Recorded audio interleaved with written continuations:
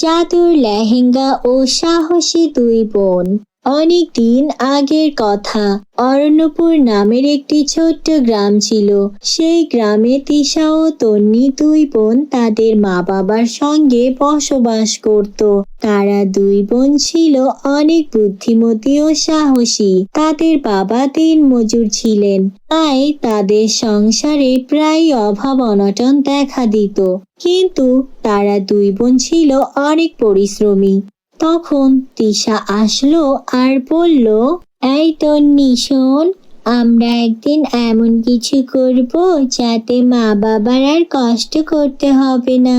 তখন তন্নি মিষ্টি হেসে বললেন, তাহলে তো পরীর আশা লাগবে আমাদেরকে সাহায্য করার জন্য, তাই না আপু?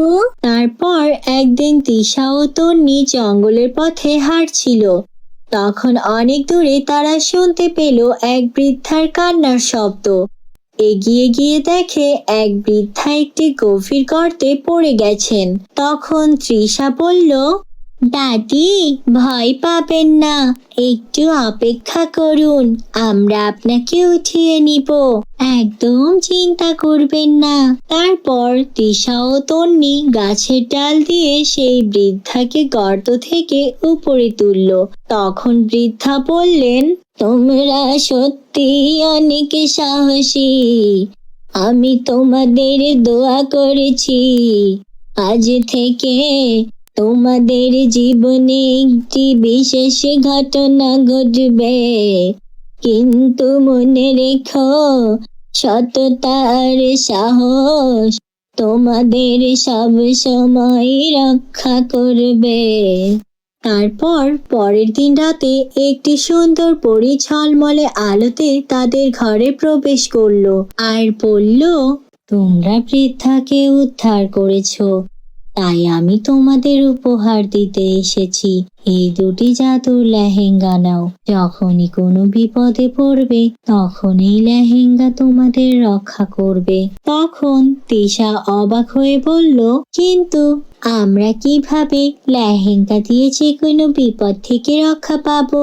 তখন পরী বলল, তোমরা আমার উপর বিশ্বাস রাখো, সময় হলেই বুঝতে পারবে এই লেহেঙ্গা কিভাবে কাজ করে। তারপর পরের দিন হতে না হতেই গ্রামে কিছু দুষ্ট লোক আসলো আর তখন গ্রামের লোককে হুমকি দিল। আর একজন লোক বলে উঠল, এই গ্রাম এখন থেকে আমাদের, এখানে সবাই আমাদের কথা শুনবে, আমরা যা করতে বলবো তাই করবে সবাই। এ কথা শুনে তিশার অনেক রাগ হলো। তখন সে দুষ্ট লোকদের বলল, তুমি আমাদের গ্রাম ছেড়ে চলে যাও, নয়তো তোমার জন্য ভালো হবে না। তখন লোকটি হাসতে হাসতে বলল, হা হা হা, তোমরা মেয়ে মানুষ, আমার বিরুদ্ধে কি বা করতে পারবে?